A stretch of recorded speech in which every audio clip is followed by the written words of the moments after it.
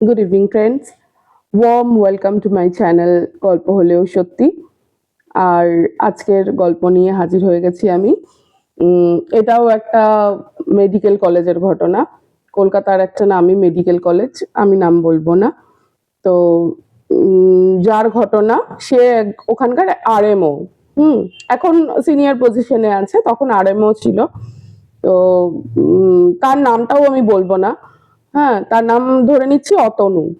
হুম তো অতনুর ওদের তো ওদের নাইট শিফট থাকেই। তো নাইট ডিউটি পড়েছে যথারীতি।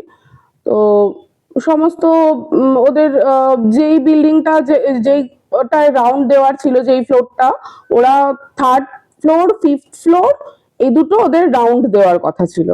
হুম আর ফোর্থ ফ্লোর আর সেকেন্ড ফ্লোরে এমন একটা রুম ছিল যেখানে হচ্ছে পেশেন্ট থাকে না, ওরা একটু রাউন্ড দিয়ে এসে ওদের একটু দরকার মনে হলে ওরা একটু রেস্ট নেয় সেখানে। তো সেরকমই ওরা রাউন্ড দিয়ে রাউন্ড দিতে দিতে ওরা 3-4 জনে মিলে রাউন্ড দিচ্ছিল। তো অতনু ডিউটি ওভার হয়ে যায়, আর আরো 3 জন যারা ছিল তাদের আরো অন্য জায়গায় রাউন্ড দেওয়ার ছিল। তো তারা বেরিয়ে যায়, অতনু নামছে। যে নেমে ও একটু রেস্ট নেবে সেরকম চিন্তা করছে। তো নামতে গিয়ে দেখছে যে ডাক্তারদের জন্য আলাদা একটা লিফট আছে। হ্যাঁ, ওটা শুধু ডাক্তাররা ইউজ করে।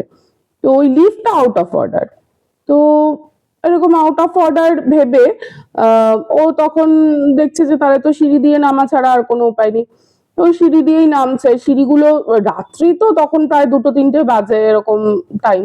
তো ও নামতে একটু, সবারই একটুখানি ভয়ই লাগে।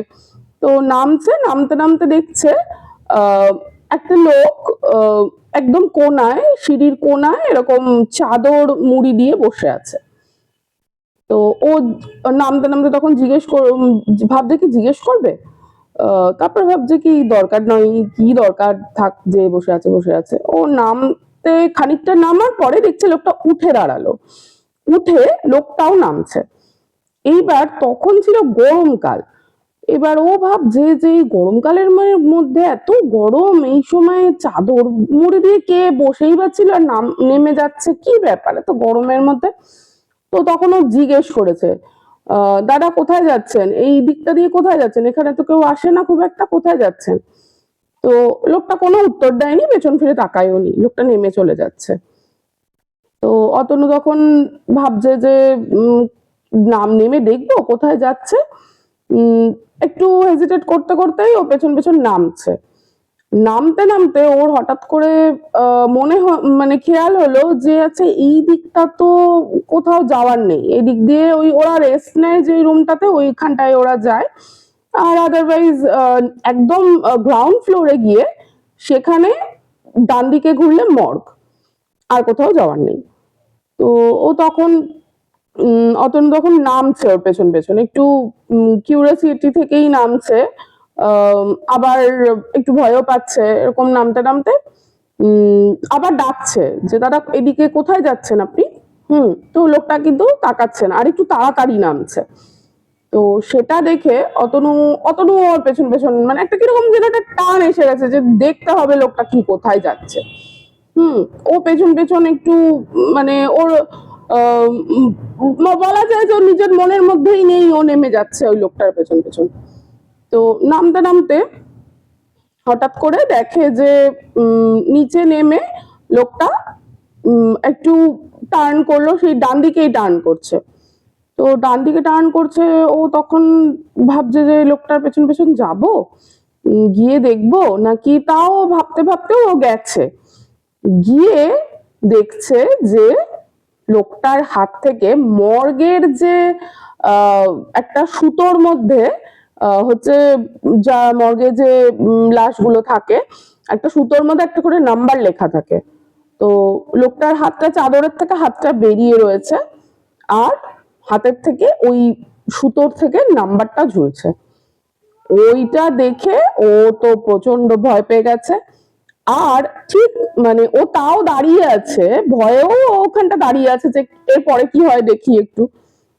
বা বলা যায় ও নড়তেও পারেনি, ওখানটা দাঁড়িয়েই আছে। এইবার ও লোকটা ঠিক মর্গের দরজা কিন্তু বন্ধ। লোকটা কি করেছে, ওই ঠিক দরজা দিয়ে ঢোকার যে মুখটা, ওই সময় ওর দিকে পিছন ফিরে তাকিয়েছে। ও দেখছে যে একটা মানে মুখটা পুরো থ্যাতলানো, চোখগুলো ঠিকরে বেরিয়ে এসছে, একটা মানে বডি বলা যায়, ওটা তো বডি, আর তো ওটা তো কোনো জ্যান্ত মানুষ না। তো সে ওই বন্ধ দরজার মধ্যে দিয়ে ভেতরে ঢুকে গেল। এইবার ও তো ভয়ে মানে কি করবে, ও ওখানেই অজ্ঞান হয়ে পড়ে গেছে, জাস্ট একদম সেন্সলেস, আর কোনো ইয়ে নেই। এবার ওর যখন জ্ঞান এসছে তখন দেখছে যে ওর আরো সব যারা অন্য আরেমোরা যারা ছিল, যারা বন্ধু বান্ধব ছিল, তারা এসে ওকে জলের ছিটে টিটে দিচ্ছে। ওখান থেকে তুলে নিয়ে গেছে, ওকে তুলে একটা স্ট্রেচারে শুইয়েছে, শুয়ে ওকে জলের ছিটে টিটে দিচ্ছে। তখন জিজ্ঞেস করছে যে কি ব্যাপার রে, তুই ওখানে অজ্ঞান হয়ে পড়েছিলি কেন, আর ওখানে তুই গেলি বা কি করে? তখন ও মানে ওই ঘটনাটা বলে যে এরকম হয়েছে।